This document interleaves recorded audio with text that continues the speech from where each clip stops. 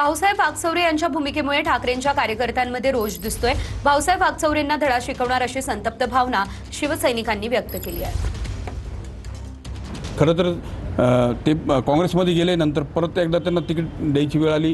तुम्ही सोबत होते, काय नेमकी परिस्थिती आणि किती शपथ त्यांनी घेतली? त्यांनी शपथ खाल्ली, मुलांची खाल्ली, साहेबांची पण परत शपथ खाल्ली आणि त्यामुळे उद्धव साहेबांनी सांगितलं ठीक आहे भाऊ, त्यांनी जर शपथ खाल्ली तर एवढं त्याला चान्स द्यायला काय हरकत नाही। परत जी दात आहे ती आता परत दाखवली। साईबाबा त्याला सोडणार तर नाहीच आहे, काय बाबा दकाचा दांड्या कसं फिरवतो हे सगळ्या जगाला माहिती आहे, पण शिवसैनिक पण त्याला सोडणार नाही।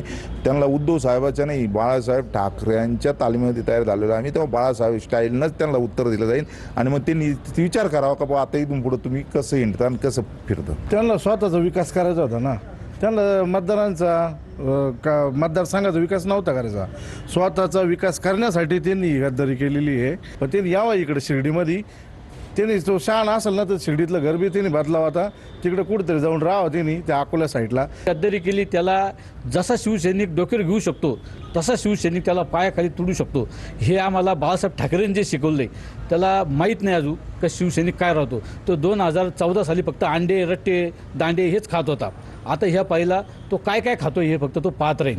मनोज गाडेकर, TV9 मराठी, शिर्डी, आयल्यानगर। ठाकरेंचे खासदार नागेश पाटील आष्टीकरांच्या निर्णयाचं शिंदेच्या शिवसेनेच्या कार्यकर्त्यांनी स्वागत केलंय। एकनाथ शिंदेंनी सर्वांना भाऊ म्हणून सोबत घेतल्याची प्रतिक्रिया यावेळी कार्यकर्त्यांनी दिली।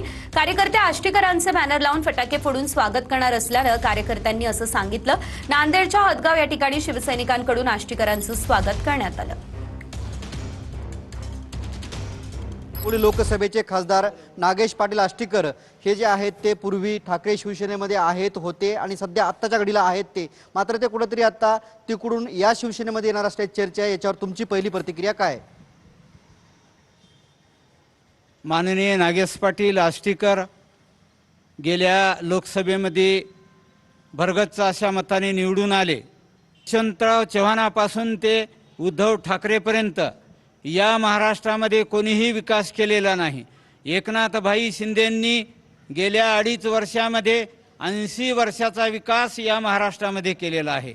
म्हणून आम्ही सर्व एकनाथभाईंचे कार्यकर्ते, येणाऱ्या सर्व पक्षाच्या खासदारांच्या आमदारांच्या आम्ही या ठिकाणी स्वागत करण्यासाठी तयार आहोत। पण हा सत्तेमध्ये असलेले जे आमचे एकनाथभाई शिंदे आहेत त्यांच्यासोबतची त्यांची टीम आहे, यांचं कार्य पाहून हे बाकीच्यांना आम्ही सुद्धा जनतेच्या सेवेसाठी आम्हाला सुद्धा साहेबांनी जवळ घ्यावं म्हणून एकनाथ शिंदेवर विश्वास ठेवून ते या पक्षामध्ये येण्यासाठी उत्सुक आहेत।